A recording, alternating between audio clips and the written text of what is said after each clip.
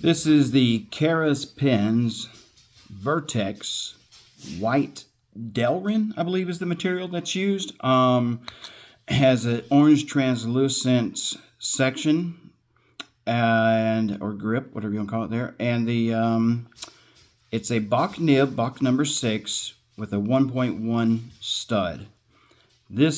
All right. So I got this recently from Kara's Pens. All right, okay. I don't know if it's Kara's, Karas. I've heard all kinds of different things. I don't know. So me and this company go back quite a while in that I bought probably their very first pen off of Kickstarter. I don't know, was it 2011, 2014? It's been a number of years ago. And it looked a lot like this. This isn't it, and we'll talk about this one in a moment. But it looked almost identical to this, except maybe a little bit wider. I can't recall. And like, it would come unscrewed in your pocket, which you'll see on the description of this. They have remedied that, and I'll talk about that a little bit later on. But the pen I bought, I think I lost the bottom part at one point, and I had the cap, or no, I lost the cap, so I bought a new cap for it. And then having it in my pocket or something, it came unscrewed, and I lost the pen part. And then, so I've had a extra cap around for years and years. And I'll have to see if it actually fit this one, because it's a pretty red color or something like that. But anyway, so back to this one right here, a Vertex with a 1.1 nib on it. The material feels great. It feels almost like a soft plastic material. But apparently Delrin is like some really durable material. I'm not sure. Plastic-y, I don't know. You can read about it. It has a whole rap about them, you know. No clip on it. I kind of like that. I don't really clip a ton of my pens always. I'm okay with this not having a clip on it. I don't get a lot of roll whenever I put it down or anything. So that hasn't been an issue, but I don't find any flat spots on it to prevent that. It's not a big roller, like all over the place type thing. Not really that to be an issue. But the nib on this thing has been absolutely great. Now, I've tried to find some sort of comparison that actually shows you the difference between all the way with the Bach number 6 stainless nib from an extra fine all the way up to the 1.1 stub.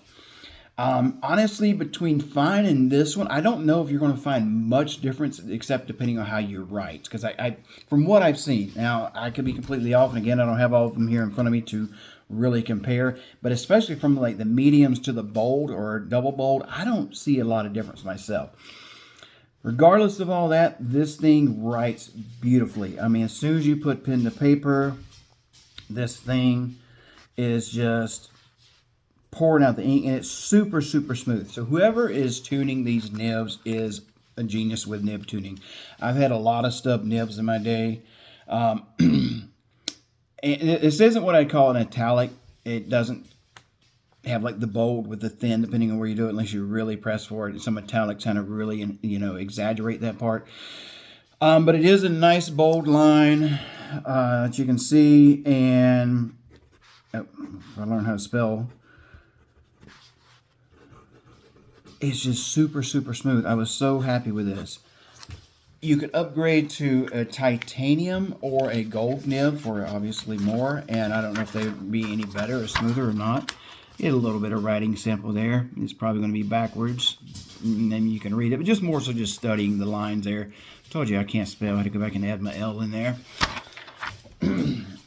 This is the 1.1 millimeter stub nib. You see, they have their logo engraved right there. I don't know if it has what kind of nib is on it. I haven't seen that. Oh, yeah, it does. Right there, the bottom of the arrow. I do like that. Well, it's not going to focus on it, but right there, you can see 1.1. Probably backwards in your screen. Sorry about that. I mean, this is some sort of green ink they had. I haven't seen a lot about it when I tried to look it up, but this is the color of it, and it's fine. I don't mind different colors in my inks and things like that. But yeah, I mean, nice pen all around. Really like this. Really happy with the decision on this pen. Super smooth rider. Very comfortable in the hand. And whenever you post it, you get that audible click.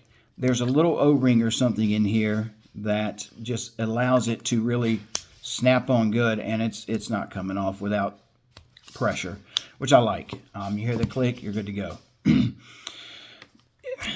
I'm not a cap poster, but obviously you can. Is that going to stay on there? I guess you could. I don't think it was really designed for posting. I don't like to post my caps. I don't know. To me, it throws it off.